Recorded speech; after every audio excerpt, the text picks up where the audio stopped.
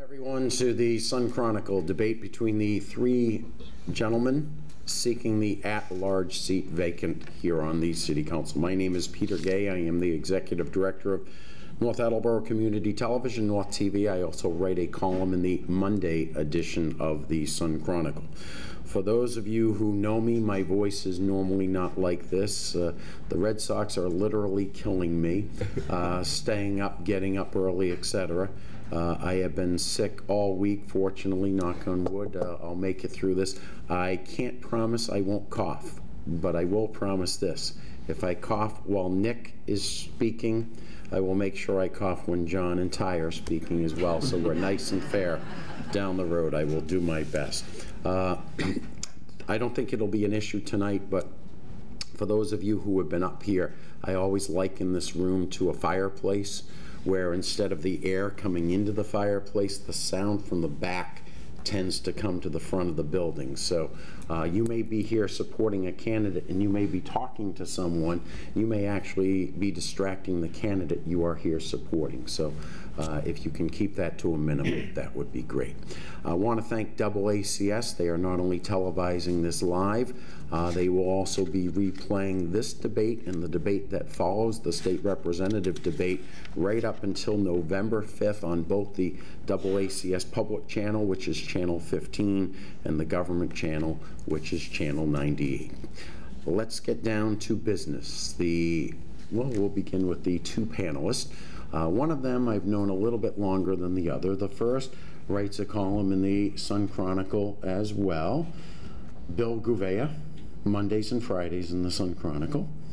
And the second panelist I have known since the fall of 1977, when we were at Bridgewater State College during the blizzard of '78. It was a week that neither one of us will talk about this evening, but it was a great week. Paul is the morning talk show host on WARA, Pontificating with Paul and the Proletariat. Is that correct? That's correct. 9 to 12 on WARA radio. And now, you couldn't hack it at Bridgewater State College and had to downgrade to Bryan. That's true. That's true.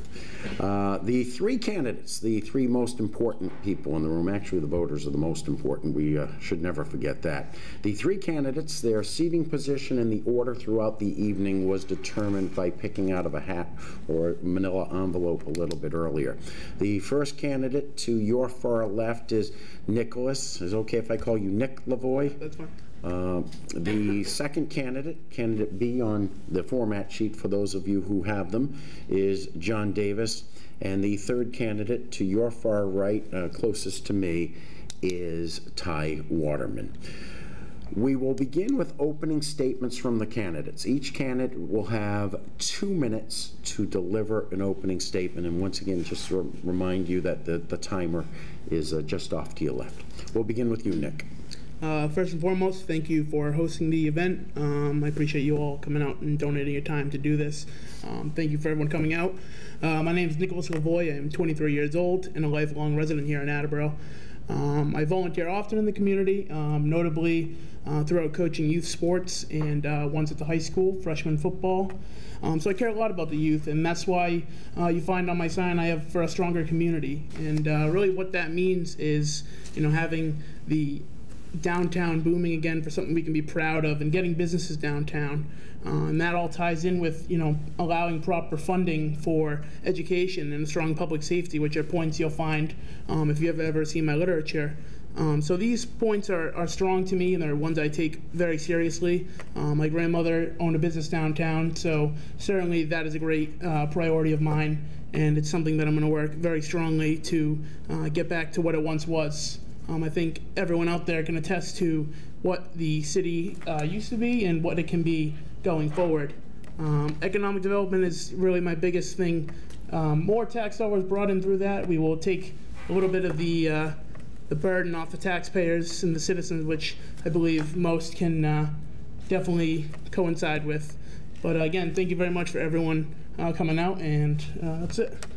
Thank you, and I'll call you Nicholas since you referred to yourself as Nicholas. John Davis, the next opening statement. Thank you, Peter, and I'd like to thank the Sun Chronicle and all the other sponsors of this event this evening. I'd also like to thank Colonel Hall for stepping down and providing the three of us the great opportunity to represent the good people of the city of Attleboro. I've been blessed in my life to have the opportunity to sit here on the City Council for 8 years previously.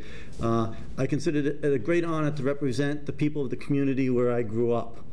I'm here tonight for the same reason I was here when I first ran for public office almost 25 years ago, and that is because I want to help to improve the quality of life for all the people here in our community.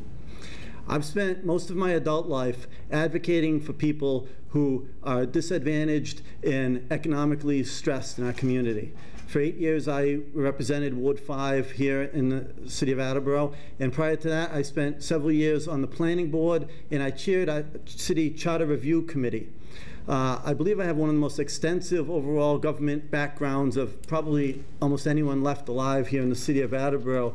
Maybe my friend Councilor Bowles has equal, maybe even greater experience than I do, but I feel that I bring to the table a lifetime of government experience, understanding how things work and how to get things done. I think in the 8 years I was a councilman, there were many times people may not have always agreed with me, but I've yet to encounter anyone who said to me, you know, John, you didn't do a good job representing the people. Because I never forgot that I was here to represent the people. It's not about me, and it's not about getting my picture on the wall or adding a line item to my resume. I just want one more opportunity to help improve the quality of life of all the people here in our community. And I promise you, given that opportunity, I will do everything within my power to make you proud that you supported me. Thank you. Thank you, John. The third opening statement will be delivered by Ty Waterman. Thank you, and I appreciate everybody who took the time to come tonight. Call me Ty. I'm a social worker. I work at the Attleboro YMCA for 4 years. Prior to that, 19 years in Boston. I ran foster care for state clients, living here, killing 4 cars, going back and forth. 3 things I want to emphasize for the city. Seniors, 8,000 seniors. A lot of seniors are worried about losing their homes. They're worried about being able to pay their property taxes. We know the new school is going in. It's created anxiety, but we can help. There's several bills right now in the State House that are designed to help seniors who are in need with their property taxes. I will support whatever emerges.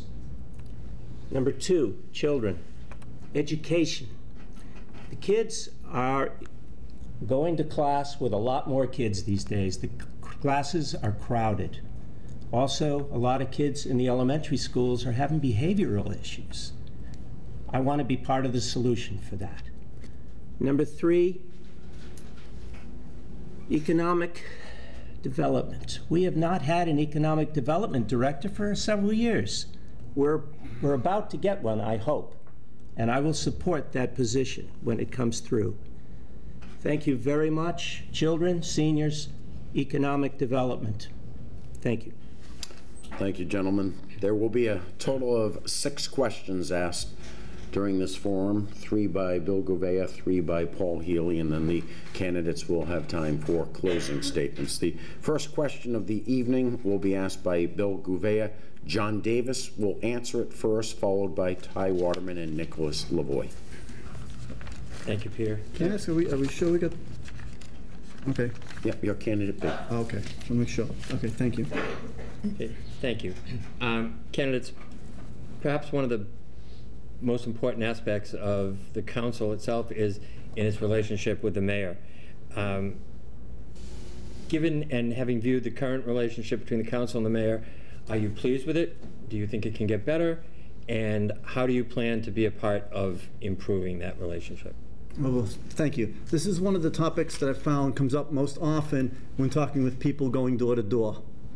I've had the fortunate opportunity to serve under 2 previous mayors, and I know what it's like for someone to have to be in the position of mayor for that first year. I was here when Dumas had his first year as mayor.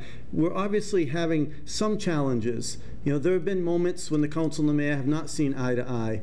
Now, I may not see eye to eye with the mayor on everything that he's proposed, but I believe that he's made a serious effort, and I think the council needs to maybe cut the mayor a little bit more slack and work a little bit more as a collaborative group to get things done.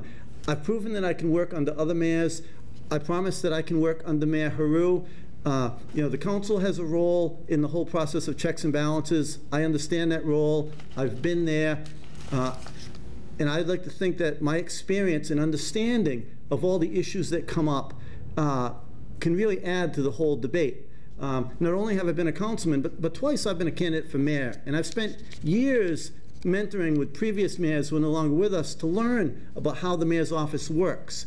I think those years and years of experience can really help to make me as someone who can be beneficial not only to the council, but also to the mayor. And I look forward to that opportunity. Thank you, John. Ty? I really believe in respecting each other in city government. I will respect my fellow councilors, and I will respect the mayor. I know that each person is doing what they feel is right, and we have to understand that. People have different ideas.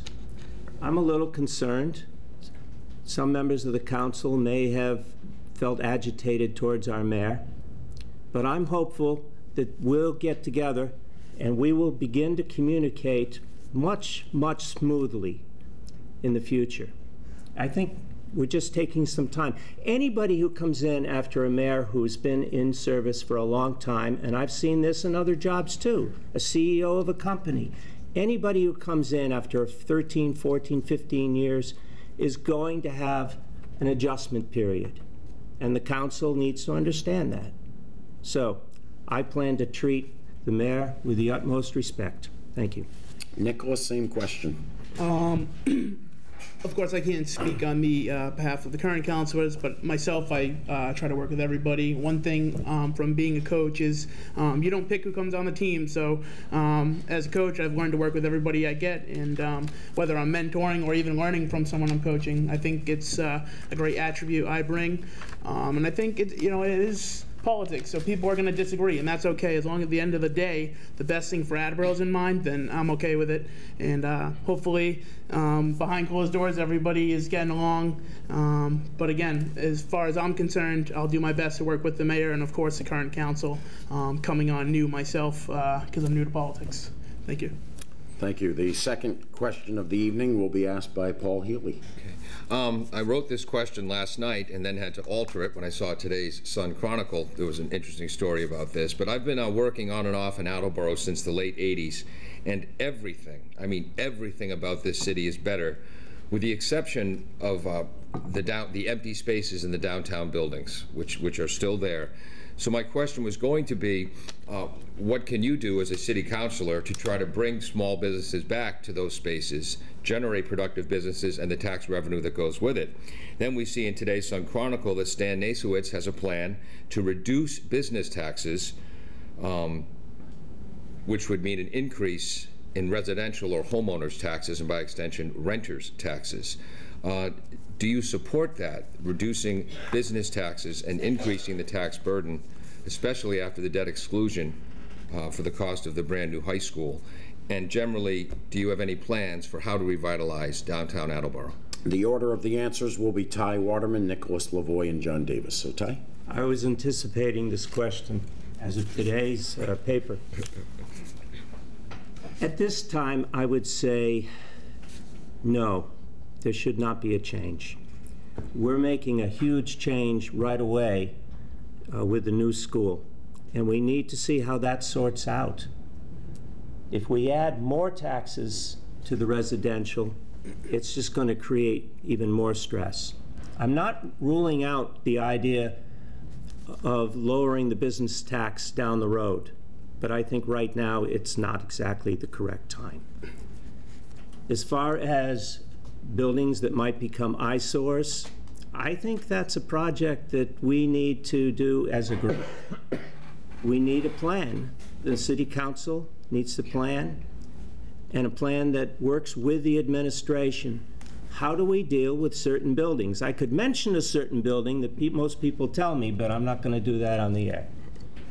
We need to address it, however, because our downtown is an eyesore, and in spots, only in spots. And that was a concern. I met with a lot of people who had that concern.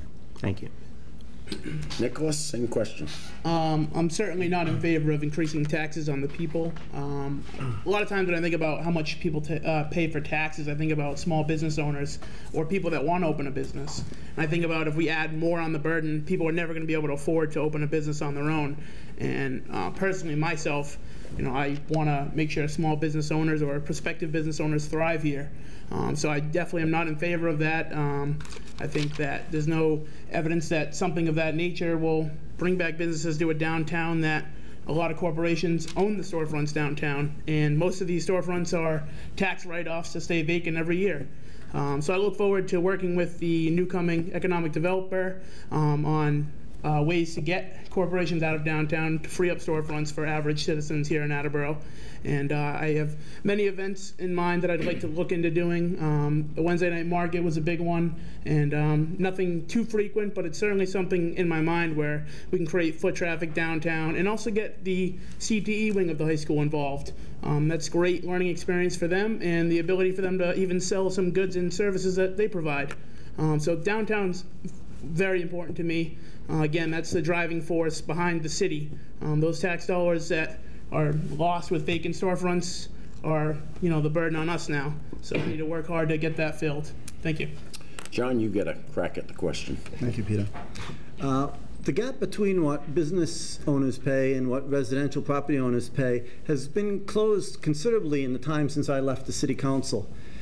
In the past, I'd always been a big advocate of doing everything possible to recruit more business to our community, which in the long run lowers everyone's taxes. But at this point, when you look at all the factors involved, the fact that we have the burden of an override being put upon people, the fact that we have a bubble of a huge number of individuals who are becoming elderly in the next few years, there's going to be an increased burden on people to be able to stay in their homes. So at this time, I agree with both of my opponents that this would not be, in my opinion, a good time to consider closing that gap. The reality is the only way that we're all going to keep our property taxes down is if we're able to get more companies to come to Attleboro. That we have to increase the size of the pie. It's really the only way that in the long run we're going to be keeping down our property taxes. And as a small businessman who started here at my parents' dining room table over 30 years ago, I know what it's like to start from nothing. I developed a company that at one point was one of the top companies in its field in all of North America. I was shipping products all over the world when I joined this council. I know what it takes to start a small company, and I know what small business people are looking for. They want to feel stable in their community. They don't want to feel that their community is going to create a whole bunch of rules and hoops and obstacles for them to jump over. Thank you. Thank you. And while I have a moment, I realize, and I'll probably hear about this on the ride home, that I forgot to announce who the timekeeper is. My daughter, Bridget Gay, is volunteering her evening, so thank God Dad did that. Next question will be asked by Bill Gouveia. The order of answers will be Nicholas Lavoie, John Davis, excuse me, and Ty Waterman. Thank you.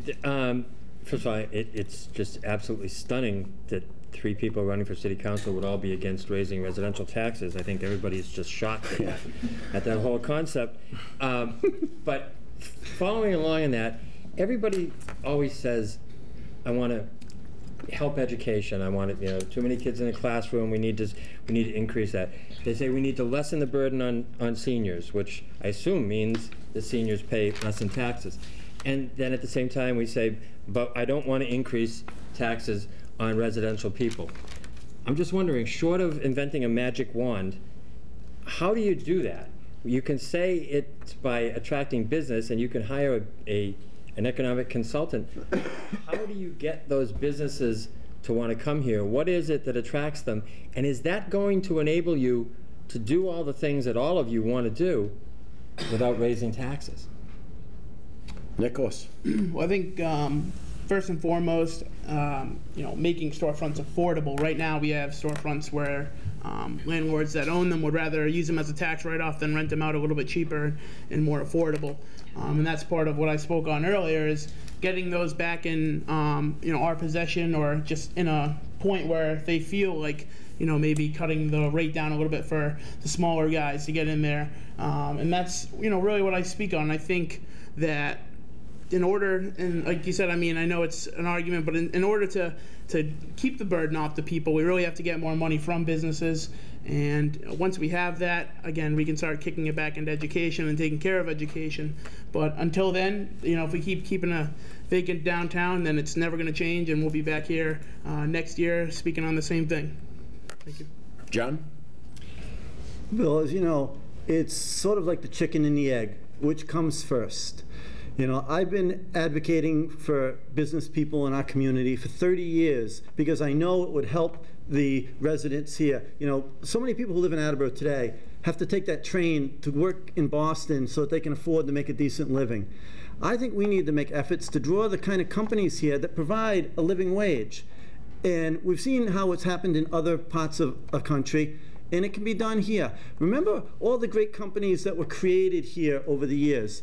It can happen again. We can create another Balfour, another Texas Instruments. It's just a matter of believing, first of all, that you can do it. The first step in getting anything done in life is truly believing that it can happen.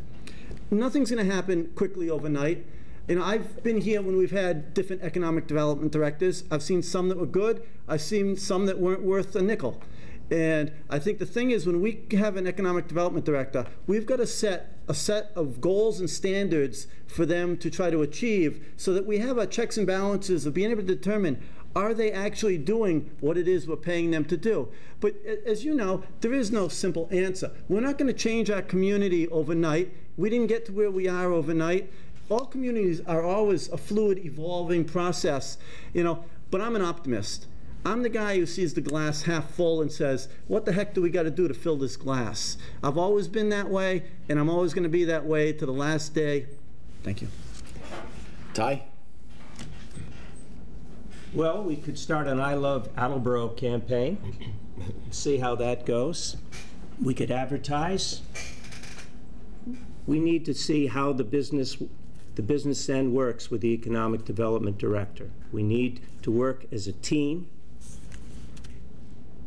One idea that was shared today when we met with the union heads, I had mentioned that we are becoming more and more of a commuter community. And a lot of people are moving in and buying some really nice homes. They pay property tax. I think that is really part of what the future of Attleboro is. We are a growing suburb, and we're also a city. So how many suburbs can say they are also a city? And we have a beautiful city. I think a place like Highland Country Club is going to be turned into an actual boon for us economically. I can't predict where it's going, but I think the sheer beauty of what's possible there is really a great plus for our city. We have a lot to sell, and we need to sell it. Thank you. The next question will be asked by Paul Healy. The order of answers will be John, Ty, and Nicholas. Okay, in these divided times, the one thing that every single one of us in this room can agree on is we've got to do something about the opioid and the opioid addiction problem in the city of Attleboro. Right now, there is one safe injection site in downtown Attleboro near the corner of Bank and Park Streets. Do you support a safe space for addicts and drug-dependent people to take the drugs, either that or methadone? Are you satisfied with this location? Are you concerned about it because there's some proximity with a school bus stop?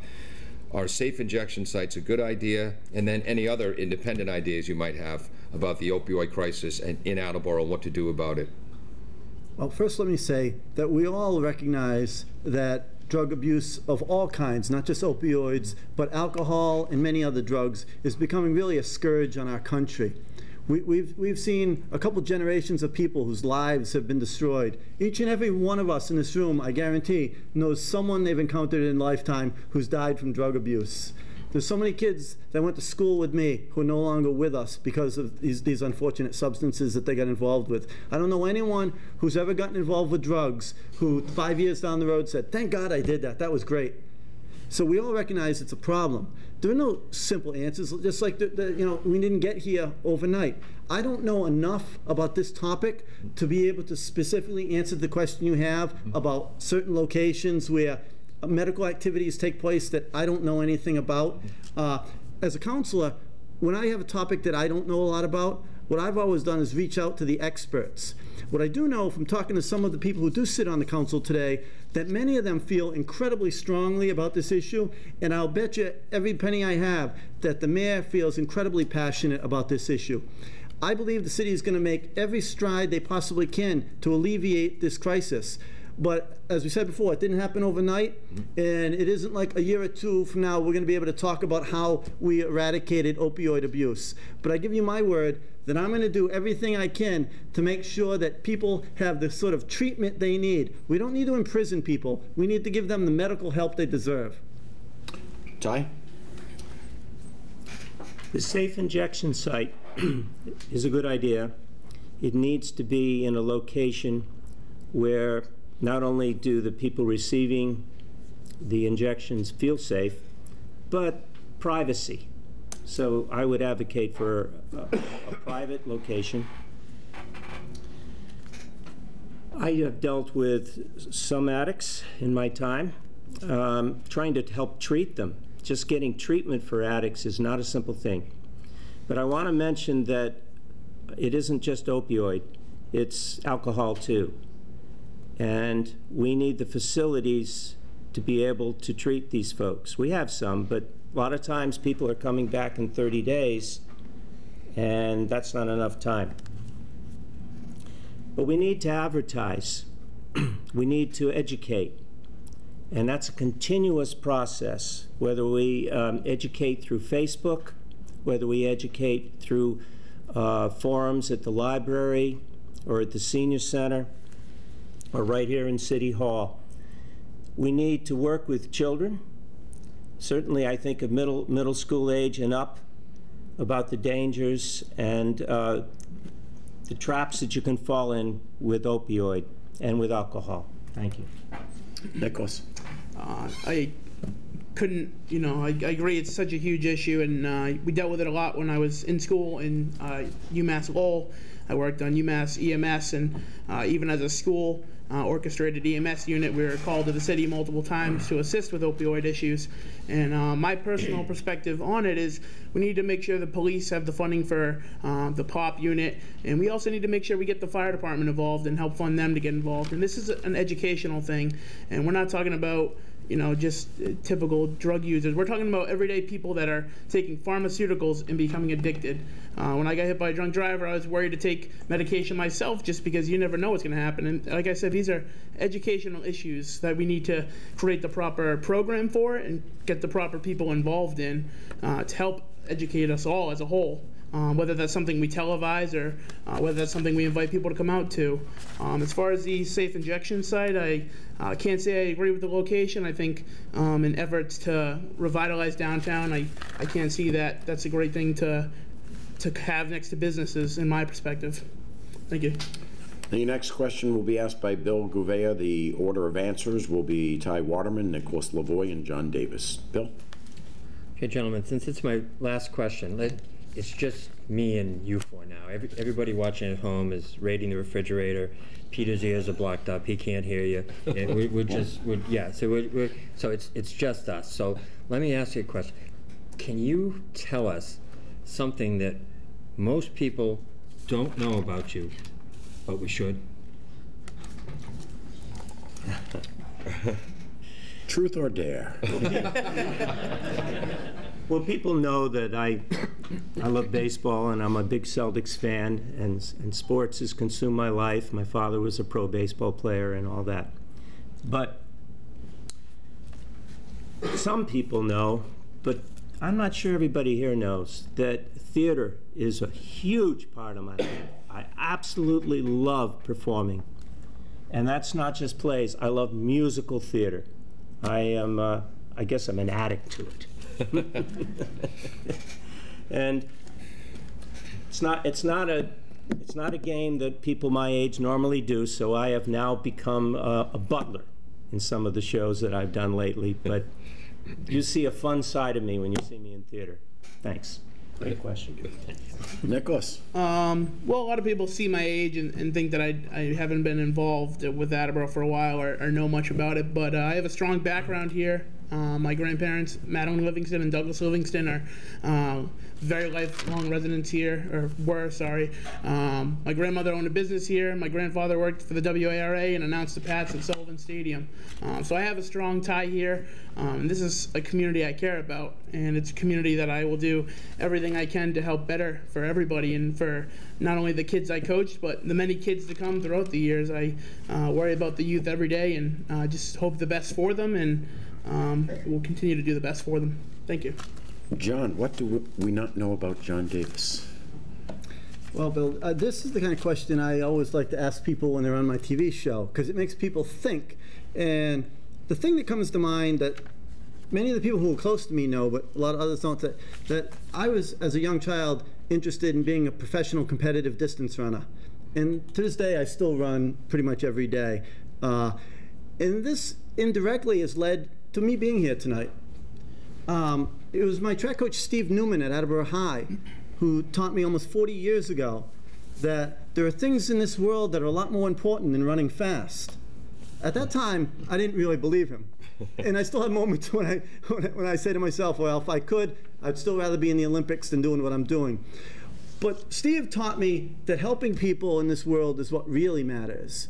And part of the reason I'm here tonight is because of people like Steve who guided me to realize that, we can't always achieve the things that we set out as ambitions.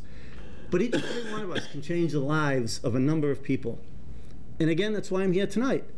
I just want the opportunity to help improve the quality of life for all the people here in our community. And thank you all. The next question will be asked by a former theater major. There you go, Ty. Paul Healy. I hate to go here because this is another question about a different drug issue, but I will. The legal recreational marijuana law was passed almost 3 years ago now, and they're still not open anywhere. It looks like we'll be able to have marijuana dispensaries, both medical and recreational, finally open at some point in the city. Are you okay with that? Are you against that? Do you see that as a necessary evil which will allow us to generate tax revenue, or are you all in on the idea of having medical marijuana and recreational marijuana dispensaries in the city of Attleboro? I think I'm certainly all in. I've never smoked it in my life, or any other drug, or tobacco for that matter. However, I know that the voters of Massachusetts approved it, and who are we to say otherwise? I think that the people of Attleboro who voted for it are entitled to have it here, and I think we all know the great tax contribution it makes, and in a time where we're talking about schools being underfunded and worries about funds for this, that, and everything else, what better way? Why are we going to turn away free money, in my mind? And again, why would we go behind the voters of Massachusetts and Attleboro who chose to have it? I think that, in my perspective, the restrictions on it were a little worrisome as far as enticing the businesses to come here. As far as crime rate goes, I think that they should have sanctioned off 5 different areas within the city that they could have put them in, and give that over to the police chief to patrol that accordingly. But overall, I support the sale of it here, and yeah, that's it. Thank you. John. Well, when the question was on the ballot as to whether or not we support marijuana for recreational use, I was opposed. But the way our process works here in America is that the majority wins. And so since the day that it was determined that that was going to be law, I've treated it as if it was any other commodity that we sell. To me, I don't see why marijuana should be regulated any differently than a pharmacy or a drugstore or any other business that sells mind-altering chemicals, for lack of a better word. I think the city has done a very good job of sort of shepherding this process along. It's in an evolving stage. The state is still involved in creating a lot of rules and regulations, but I think we are ahead of the curve. I don't know what kind of revenue it's going to generate. I really don't, and I don't think anyone can say for certain. I do know it's going to bring in some vitally needed money, and I think if it's going to be sold in our area, if you're going to be able to go and get it in North Attleboro or Rehoboth, then we should sell it here where the tax revenue is going to go to help fund education in our public safety system. I'm not involved in drugs. I personally think it's a ridiculous waste of money. But I understand that other people have the freedoms that I may not exercise. And, again, it's the law, and we should do everything to allow businesses to conform with the law. Ty? I'm very similar to John. I also voted against it. I'm from the Woodstock generation, so it's not something I'm unfamiliar with. But I think the City Council is handling it quite well. It's how I would have gone. To have mostly medical dispensaries, one recreational, so we can learn how that works out. I didn't want to see them right here on the center of town. I will admit that. So I am satisfied with the placement of where they're being sold for the time being. I'm not against further development, growing in this industry here, but I want to see how it works out with the 5 that we're going to take on. Thank you. One quick other point. What's that? Gentlemen, you've sat in these 32-year-old chairs now for almost 50 minutes. Should we spend some taxpayer dollars to get new chairs? You don't have to answer that. It's a trap question. I do want to thank Bill and Paul. I can understand now why Paul and I got along so well in college. And I loved Bill's question. It's one of the best questions I've ever had. I've probably moderated 50 debates over the years, including congressional debates, and this was probably one of the best questions I've ever heard. Nick, I grew up listening to your grandfather, Doug. He's one of the reasons, excuse me, why I wanted to become a sportscaster. John, I ran track at Bishop Feion High School, and I wasn't fast either. And I wished I had Steve Newman to tell me I didn't need to be fast. Oh, okay. Yes, you did. And Ty, I was a former theater major until my dad asked me one day, do I want to be a waiter the rest of my life? And I said no, and that's why I went to Bryant College.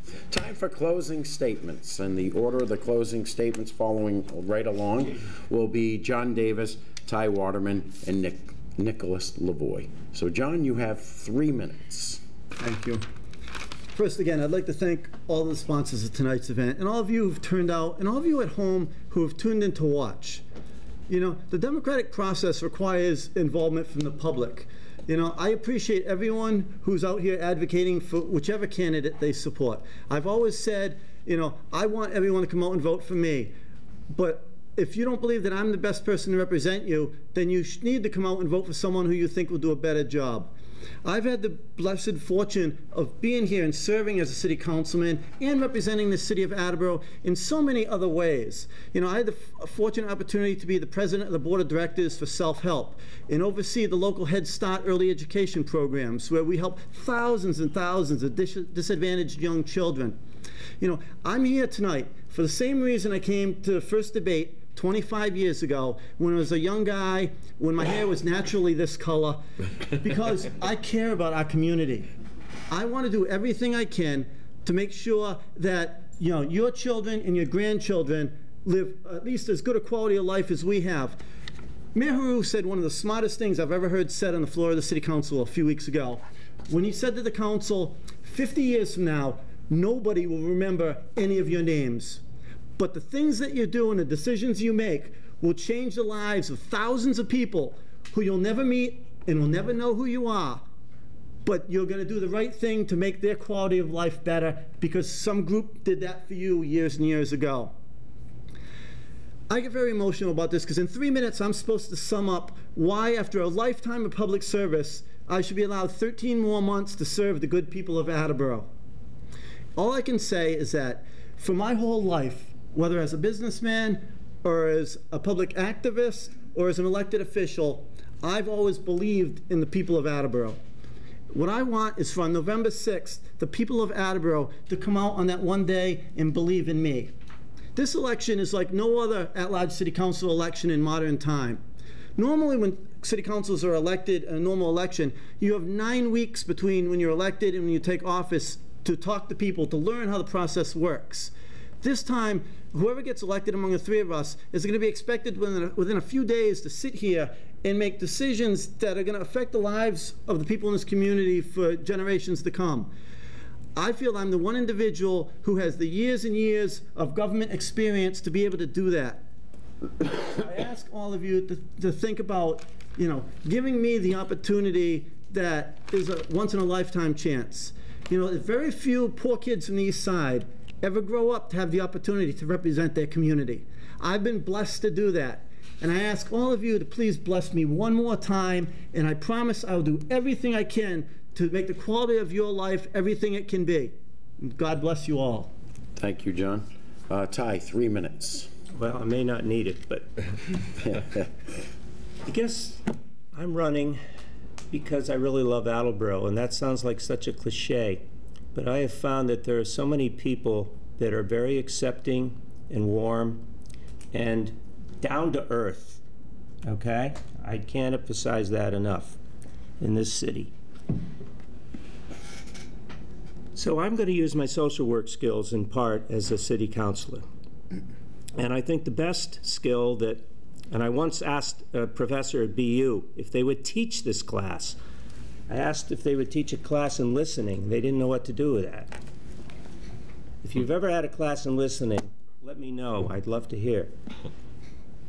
I want to listen to people. I want to truly hear what they're feeling, what their pain is, what their joy is, and then figure out how we translate that into public policy. And I want to be accessible. I know a lot of people say that, but I really do. I lift up my little flip phone, and I will not change. I will not get a smartphone. Call me, and I will respond. That's what social workers do, so I'm used to that. I'm used to hearing people's issues. So call me. Thank you. Thank you, Ty. Nicholas? Thank you. Well, I just want to start by saying if you probably asked me a year or two ago if I was going to run for politics, I'd probably tell you you're crazy. But when my grandmother passed away in April, I just started to feel like giving back to her legacy and my grandfather's legacy, and that's what really started my passion behind it. Attleboro is a community I've always given to, and regardless of the six, is something I'll continue to give to. I'm coaching again this fall for basketball, so I certainly take pride in the youth, and I want the best for the youth in this city. I want the best education for them. I want jobs downtown for them when they grow up, or even when they're in high school. I remember when I worked at the Pleasant Street Rest Home at 14 and 15 doing dishes, and I want opportunities like that for everybody's kids out there that want to grow and continue to live here, and to be able to afford to live here. I think, going forward, it's so tough, and you see so many houses going up for sale, and to me, I hope they're moving somewhere else in the city, but a part of me, it kind of breaks my heart because, I could never envision living somewhere else, nor would I want anyone else to do that. So it's really about creating the pride in the city and bringing back the pride if anyone's lost it, I think. And I know I saw her out back. Ketley's out back. She's a new small business owner here downtown, and I've had the great pleasure of meeting with her. And it's people like her that are going to drive this city to where we need it to be, whether I'm on the council or not. And it's truly people like her and creating the opportunities for people like her, and that's what I'm all about. And I'll donate my time 24/7. I think the great thing about having someone young and ambitious is this is what I'm looking forward to, and it's something that I'll put numerous amount of time in, day out, and I'm always getting back to people right away, any hour of the night. So getting back to people will be great. As far as experience, I have met with a lot of department heads, and I will continue to do so. And I've been to the last 15 or 20 council meetings because I do want to jump right in, and there's a lot I want to do in a short amount of time before the next election. So it's something I've prepared for, and something I hope I'm fortunate enough to do should you vote for me November 6th. Thank you. Thank you, gentlemen. Thank you to our two panelists, Bill Gouveia, Paul Healy. Thank you to our timekeeper, Bridget Gay, Sun Chronicle managing editor. Craig Borges is here this evening, as is Attleboro reporter George Rhodes for the Sun Chronicle. Yeah. I was thinking about this earlier. I was talking to Jim Jones, who runs AACS here in Attleboro, and I'm terrified of the day that I'm going to wake up and there's not going to be a morning newspaper at the end of the driveway. I go to watch a city council meeting that night, or something happening at the high school or somewhere in the community, and there are no more local cable channels because everyone's gone to Netflix and so on. And I just ask you to, the best you can, to support both our local newspaper and also our local cable channel. I think it's so important moving forward to have that source of local information. Election day is, of course, November 6th. I'm sure millions across the country will be watching CNN or Fox or one of the other networks that night to see what's going on. AACS will have the results. You'll be able to see them. Check out the AACS channels. I believe they'll be on channel 15. They usually are.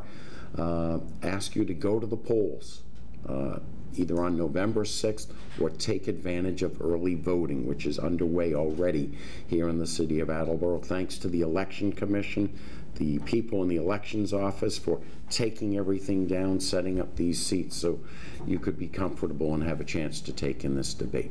Most of all, and I'm looking into the camera now, to the voters of Attleboro, thank you. If you tuned in this evening, whether live or on replay, there's a good chance that you will cast a ballot. There are 3 worthy gentlemen deserving and worthy of your vote, and certainly hope that you will take advantage of that. Thank you very much.